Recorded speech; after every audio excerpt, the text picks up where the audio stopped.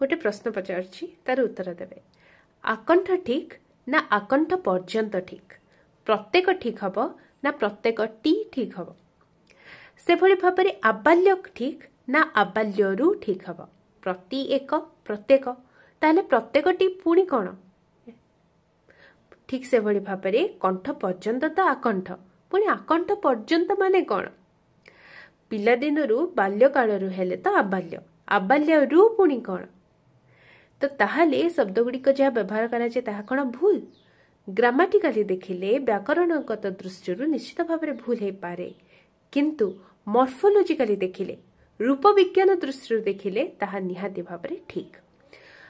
यही कारण को मॉर्फोलॉजी रे कहुए बल कारण रूपर परिवर्तन बल माने स्ट्रेस कौन सी एक कथा को स्ट्रेस दबाको जाई माने गुरुत्व दबाको जाई तार रूपर परिवर्तन हुए तो यहाँ हूँ मॉर्फोलॉजिकली यहाँ ठीक।